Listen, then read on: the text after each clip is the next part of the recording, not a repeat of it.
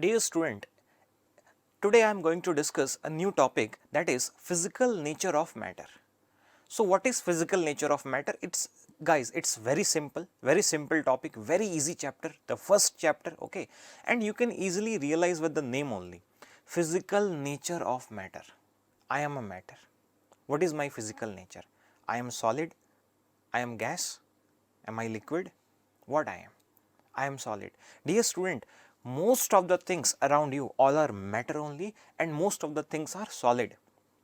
You can see in your classroom also, chair, your teacher, you, your friend, your lunch box, your bottle, okay. See, not all the things are solid, but most of the things are solid in nature, okay. So most of the matter around us, they are solid in nature, okay. See, but don't try to go in the middle of the sea, okay, otherwise you will find only liquid. I am not saying that, because you don't live in the sea, you are in room, in classroom, in your dining room, in bedroom, okay, so you are not in the sea, in the middle of the sea. So what I am trying to say is, around you most of the matter is solid in nature, okay. Now let me explain in detail actually what is the meaning of physical nature of the matter, okay. So what happens actually in physical nature, you see around you all the things like chair, table, bed, board, marker, chalk, pen, geometry box, lunch box, bottle, floor, building, all are solid in nature, means water bottle, all are solid in nature. Yes, few things are liquid also, but that is in minority, okay, majority are solid. Dear students, I want to say that physical nature of matter are mostly solid in nature in our surrounding, and they are very teeny. Teeny means very small in size, and we can't see those particles with our naked eyes.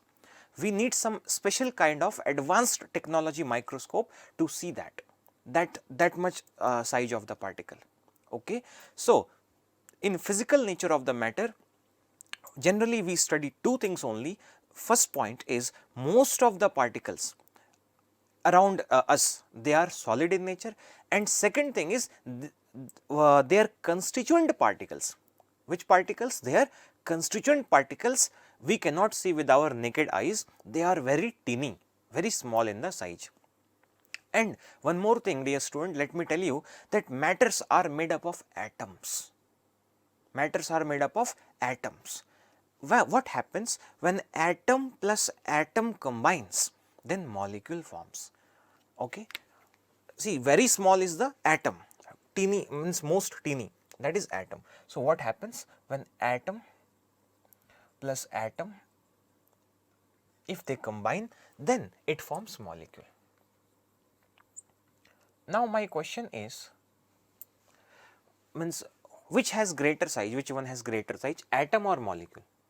Molecule, because molecule is the combination of atom, aggregation of atom, okay. So just we assemble so many atoms and then molecule forms. So molecule has bigger size and atom has smaller size. Atom is the most teeny particle actually, right. So we studied three major points here, that most of the particles in our surrounding, which is matter, they are solid in nature, its physical property is solid in nature, and they are made up of very teeny particles, which is known as atoms. And yes, molecules are also teeny only, but of course molecules are bigger than the atom in size. And the let me tell you just a very small example, like if you talk about the raindrops, okay, or water droplets. So what happens, you will not believe, one water droplet contains 10 raised to 21 teeny water. Then one water drop fall. Do you know 10 raised to 21 is how much? Is it a big number or very small number? Dear student, it's very big number, very large. See how 10 raised to 7 into 10 raised to 7 into 10 raised to 7. 10 raised to 7 is known as crore, C-R-O-R-E, crore. Okay, so crore into crore droplets means teeny particles in one drop of water. Imagine how much teeny they are. So I want to say most of the things are physically solid in nature in our surrounding, and they are made up of very teeny particles. Example I gave you about the raindrop or any water droplet. Okay, thank you.